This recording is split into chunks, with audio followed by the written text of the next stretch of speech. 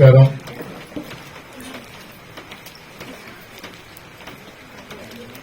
భారీ సభ కాకపోయినా ఒక వేదిక, ఒక టేబుల్ ఎదురుగా వినడానికి వచ్చారు మీరు. అందుకని వేదిక మీద ఉన్న పెద్దలకు ఇచ్చేసిన 8వ వార్డు ప్రజలందరికీ మరొకసారి నమస్కారం తెలియజేస్తున్నాను.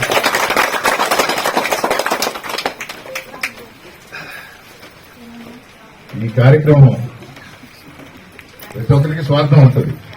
అందుకని ఈ కార్యక్రమం నా వార్డు నుంచి మొదలు పెట్టాలా అని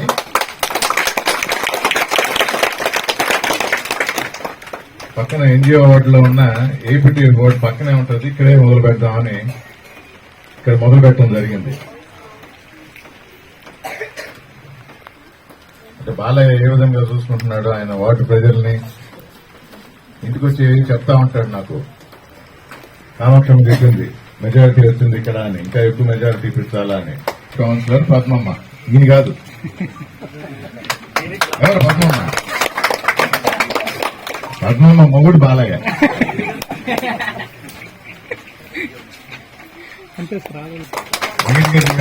గుంటూరు అయినా వెంకటగిరితో సత్సంబంధాలు ఉన్నాయి. జగన్మోహన్ రెడ్డి ఆమెకి ఇచ్చిన బాధ్యత, ఎవరికన్నా ఏదన్నా సమస్యలు ఉన్నా, ఎవరన్నా మీటింగులకు రాకపోయినా, అలి ఇంట్లో కూర్చోన్నా, ఎవరితో మాట్లాడాలంటే కల్పలతారెడ్డి గారితో. నాతో మాట్లాడలేకుండా కొందరు ఇబ్బంది పడతా ఉంటారు. పార్టీ మీద మాకు మమకారం ఉంది, కానీ రామ్ కుమార్ రెడ్డితో మాట్లాడలేము, లేకపోతే రామ్ కుమార్ రెడ్డి దగ్గరికి పోలేము. రామ్ కుమార్ రెడ్డి మాతో మీటింగ్ పిలవడను అంటే యాక్చువల్లీ ఫోన్ పోద్ది, మెసేజ్ పోద్ది, మీటింగ్ పిలుస్తాం, బయట చెప్పుకుంటారు. ఇవన్నీ సత్యమని కాదా?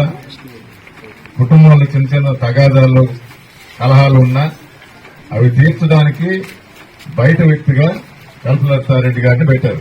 అందుకని విలేకరుల సమక్షంలో వెంకటగిరి నియోజకవర్గంలో ఎవరున్నా అలకబూన్నా, ఇబ్బందులు పడుతున్నా, నాతో మాట్లాడలేకపోయినా కల్పలతారెడ్డి గారు కలవాలి. అంతే కదమ్మా? ఒకవేళ ఉంటే శ్రీ అని రాజశేఖర రెడ్డి గారు డాక్టర్ గా పేద ప్రజలకి వైద్యం అందుబాటులోకి తీసుకురావాలని ఆరోగ్యశ్రీ పెట్టారు. గుర్తుందా?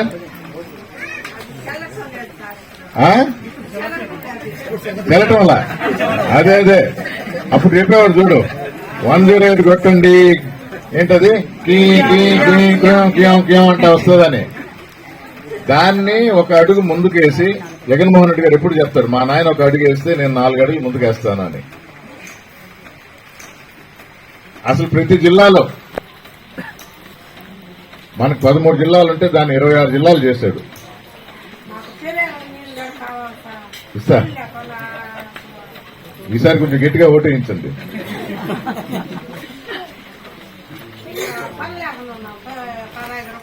ఏం చేశారు వెంకటగిరికి? నేదురుమల్లి రాజలక్ష్మి ఏం చేసింది? అంత కాదా, తెలుగుదేశం కూడా గవర్నమెంట్ లో ఉండింది కదా కొన్ని సంవత్సరాలు. ఇప్పుడు మన ఎమ్మెల్యేనే ఇది 3వసారి ఆయన గెలవటం. ఎవరో కొందరు ఓటేస్తుంటారు కదా, అందరు కాకపోయినా వేశారు కదా. మళ్ళీ ఏం చేస్తా ఉన్నాడు?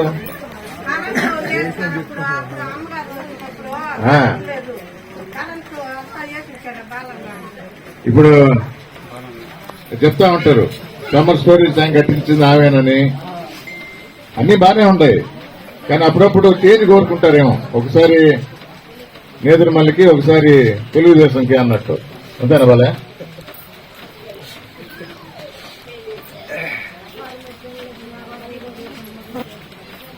నేను 1 సంవత్సరం ఇన్ఛార్జిగా ఉన్నా.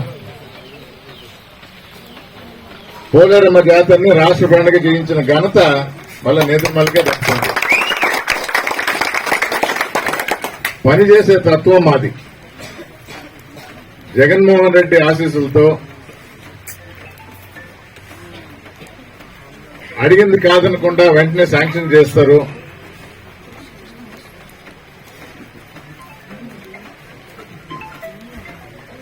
రేపు జమిలీ ఎలక్షన్స్ వస్తాయి 27లో. తప్పకుండా వైఎస్ఆర్ కాంగ్రెస్ పార్టీ గెలుస్తుంది, జగన్మోహన్ రెడ్డి ముఖ్యమంత్రి అవుతారు.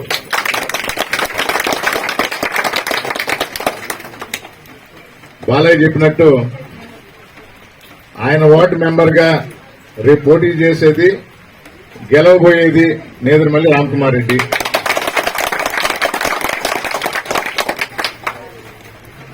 కానీ వెంకటగిరి ప్రజలకి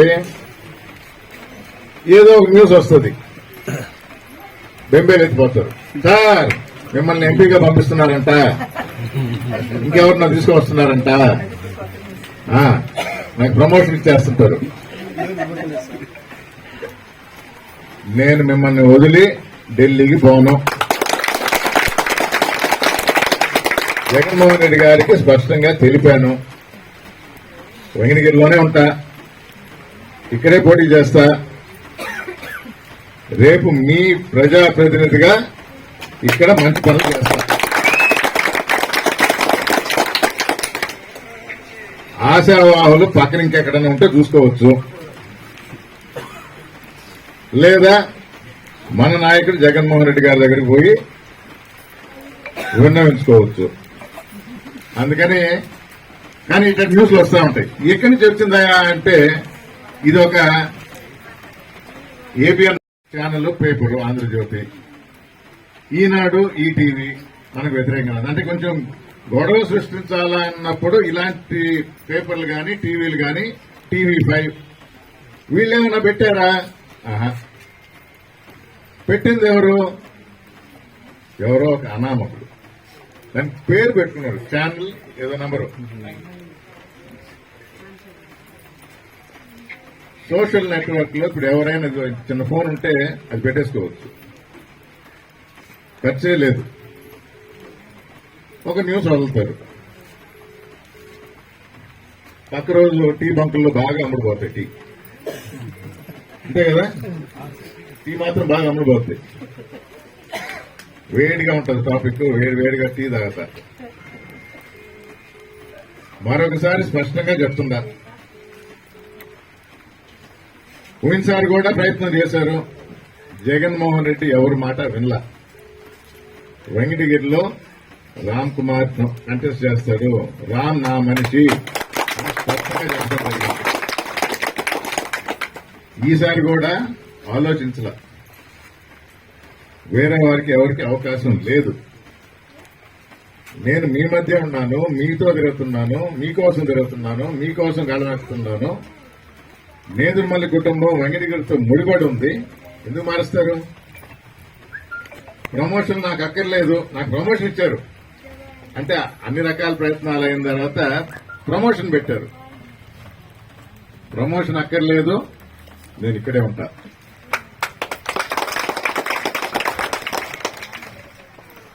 జగన్మోహన్ రెడ్డి గారే చెప్పారు, మెడికల్ కాలేజీ జనార్దన్ రెడ్డి గారు 2 మెడికల్ కాలేజీలకి పర్మిషన్ ఇస్తే ఆ రోజు ప్రతిపక్షంలో ఉన్న ఈ చంద్రబాబు నాయుడు గారే ఓ అని గగ్గోలు పెట్టేసి అమ్మేస్తున్నారు అన్నాడు. మరి ఈరోజు జగన్మోహన్ రెడ్డి గారు 17 మెడికల్ కాలేజీలు మన ఆంధ్ర రాష్ట్రానికి ఇస్తే ఈ 17 మెడికల్ కాలేజీలు అమ్మేస్తున్నాడు చంద్రబాబు నాయుడు. అమ్మటం కాదు, రేపు మీరు గుర్తుంచుకోవాల్సింది, మన పిల్లలకి మెడిసిన్ చదవాలంటే, ఎంబీబీఎస్ చదవాలంటే ఈ ప్రైవేట్ మెడికల్ కాలేజీల దగ్గర డబ్బులు కట్టగలుగుతామా? కట్టలేము. నేను యూత్ కి చెప్తా ఉండే, ఇప్పుడు దాకా మాట్లాడిన వాళ్ళు కానీ వినే వాళ్ళకి చెప్తుందా, ఇది ప్రతి ఒక్కరికి అవగాహన కల్పించండి. ఇదేదో ప్రభుత్వం చేస్తా ఉంది దానికి వ్యతిరేకంగా మాట్లాడటం కాదు. 17 మెడికల్ కాలేజీలు పెట్టే యోచన, ఆలోచన, శంకుస్థాపన చేసి బిల్డింగ్లు కట్టడం మొదలుపెట్టి 5 కాలేజీలు రెడీ అయినవి వైఎస్ఆర్ కాంగ్రెస్ పార్టీ హయాంలో జగన్మోహన్ రెడ్డి ముఖ్యమంత్రిగా చేసిన పనులు. అది వచ్చి రాగానే చంద్రబాబు నాయుడు గారు అమ్మేయాలని చూస్తున్నాడు. ఇప్పుడే చెప్పాడు 33 సంవత్సరాల లీజు. చాలా మందికి తెలియదు, 20 సంవత్సరాల పైన ఉంటే అది నీ భూమి అన్నట్టే, బ్యాంక్ లో పెట్టేసి లోన్ తీసుకోవచ్చు. అందుకని 33 సంవత్సరాలు, మళ్ళా ఇంకొక అదనంగా 33 సంవత్సరాలు, 66 సంవత్సరాలు. అంటే సొంతంగా అన్నట్టు ఇచ్చేస్తున్నాడు. నాకు చెప్పాడు విశాఖపట్నంలో 99 పైసలకి అమ్ముతున్నాడని. ఇది జీరో. ఆ 99 పైసలు కూడా కాదు, ఊరికే ఇచ్చేస్తున్నట్టే. బ్యాంక్ లో తనఖా పెట్టి కూడా నువ్వు లోన్ తీసుకోవచ్చు. ప్రతి మెడికల్ కాలేజీకి ఒక హాస్పిటల్ ఉంటుంది పక్కన. ఆ హాస్పిటల్ డెవలప్ అయ్యి మనకు ఉపయోగపడుతుంది. దానికి అడ్డంకు. ఇప్పుడే చెప్పింది పెద్ద ఆరోగ్యశ్రీ అంటే హాస్పిటల్ పోతే తీసేశారు. ప్రైవేట్ హాస్పిటల్లో లేదు ఆరోగ్యశ్రీ అనేది. అంటే పేద ప్రజల ఆరోగ్యం దృష్ట్యా మెడికల్ కాలేజ్ అంటే పక్కన హాస్పిటల్ ఉంటుంది. అది మనందరికీ ఉపయోగపడుతుంది. ఇవన్నీ పక్కన పెట్టి అమ్మేయాలి. ఎందుకు? ఆయన మాటలు కూడా మనం ఆలోచించాలా, కరెక్టా కాదా అనేది తర్వాత నిర్ణయం తీసుకోవాలా. ఈ 17 కాలేజీలు పూర్తి చేయాలంటే నాకు 5,000 కోట్లు అవుద్ది. 5,000 అంత డబ్బులు నా దగ్గర లేవు కాబట్టి నేను అమ్మేస్తున్నాను అన్నాడు. దానికేదో పేరు పెడతాడు, పీపీ అని. దానికి పీలు పెట్టుకుంటా పోతా ఉన్నాడు. మీకు తెలుసో లేదో, ప్రతి అమ్మాయికి 18 సంవత్సరాలు రాగానే 1,500 నెలకిస్తా అన్నాడు. ఇప్పుడు దాన్ని P4 కింద మార్చేశాను, అక్కడి నుంచి తీసుకోండి అన్నాడు. P4 అంటే 4 పీలు అంట, పీ. ఇప్పుడు దీన్ని 3 పీలు, పీ. ఎవరో కొత్త తీసుకొని రావాలి కుర్రోళ్ళు. ఏంది పీ అనేది? కాదు.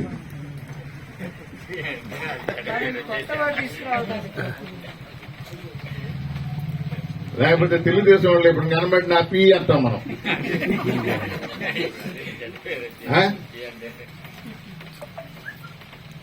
సో 5,000 కోట్లు నాకు భారం, నేను చేయలేను అంటాడు. అమరావతిని మాత్రం 1,00,000 కోట్లతో కడతానంటాడు. 1,00,000 కోట్లతో అమరావతి కడతానంట. 5,000 కోట్లు మాత్రం లేదు. 17 మెడికల్ కాలేజీలు, 17 దాంతో ఉన్న అనుబంధ హాస్పిటల్స్, రాష్ట్రం మొత్తం మన పేద ప్రజలకు అవసరాలు తీర్చేది. ఇప్పుడే చెప్పింది కదా, పోవచ్చు. ఇవి పక్కన పెట్టేసి తాకట్టు పెట్టి మనమా చేయలేం. చేసినోడిది ఒప్పుకోం. ఇది ఈ ప్రభుత్వం యొక్క లక్ష్యం. వాళ్ళు చేసే పనులు ఇలాగే ఉంటాయి. ఇక్కడ మమ్మల్ని అందరినీ పంపించి మీ అభిప్రాయాలు తెలుసుకొని, అది వైఎస్ఆర్ కాంగ్రెస్ ప్రభుత్వమే కాదు, వైఎస్ఆర్ కాంగ్రెస్ పార్టీ నాయకులు కాదు, తెలుగుదేశం నాయకులైనా, న్యూట్రల్ గా ఉండే నాయకులైనా ప్రజల నుంచి స్వచ్ఛందంగా సంతకాలు సేకరించండి అన్నారు. అందుకని టౌన్ లో ప్రతి వార్డులో కౌన్సిలర్స్ గాని, నాయకులు గాని, సీనియర్ నాయకులు, యువత ప్రతి ఒక్కరూ మీ దగ్గరకు వస్తారు, మీతో మాట్లాడతారు, మీకు వివరిస్తారు. మీ సమ్మతంతోనే సంతకాలు తీసుకుని ఆంధ్ర రాష్ట్రంలో ఇంతమంది ఈ మెడికల్ కాలేజీల్ని ప్రభుత్వం వాళ్లే నిధులతో కట్టాలి, ప్రైవేట్ పరం చేయకూడదు అని మీ సంతకాలన్నీ గవర్నర్ కి జగన్మోహన్ రెడ్డి గారే చేరవేస్తారు. విద్య, వైద్యం ఈ రెండింటి మీదే జగన్మోహన్ రెడ్డి గారు దృష్టి పెట్టారు. మీకు అన్ని పథకాలు అందించారు. ఖర్చు పెట్టిందంతా విద్య మీద, వైద్యం మీద. అది ఈ రోజు మొక్క నాటితే 5 సంవత్సరాలు 10 సంవత్సరాల తర్వాత కాయ వస్తుంది. ఇది గుర్తించాల. ప్రతిదీ ఈ రోజు అంటే రేపటికి రాదు ఫలితాలు.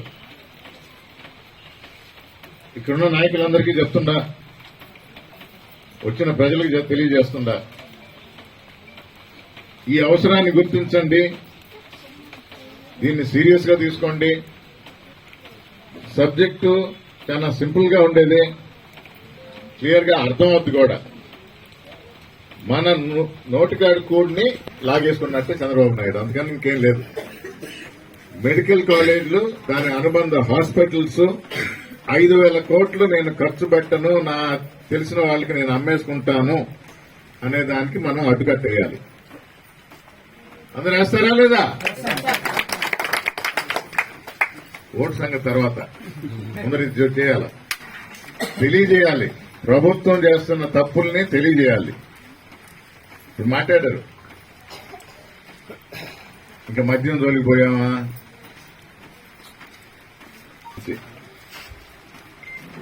దాని మీద పోరాటం చేస్తాం.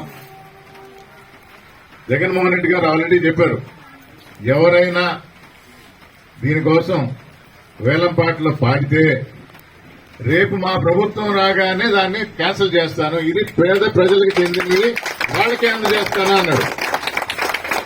ఈ ప్రభుత్వం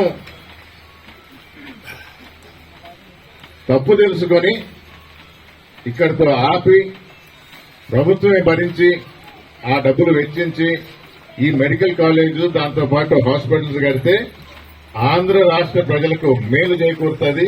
ఆ విధంగా నడుచుకోవాలని కోరుతూ ఇక్కడికి వచ్చేసిన అందరికీ మరొకసారి ధన్యవాదాలు తెలుపుకుంటూ, కలిసికట్టుగా ఉంటాము. మీకోసం పనిచేస్తూ ఉన్న నేతృ కుటుంబం నుంచి వచ్చిన వాడిని మరొకసారి ఆ అవకాశం ఇవ్వమని కోరుకుంటూ సెలవు తీసుకుంటున్నాం.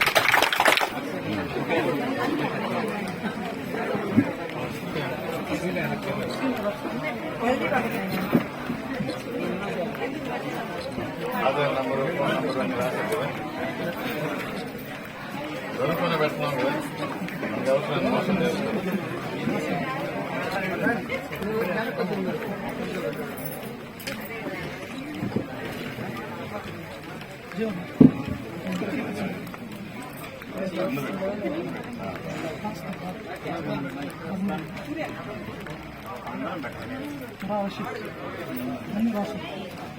ఫోన్ నంబర్, ఆధారం.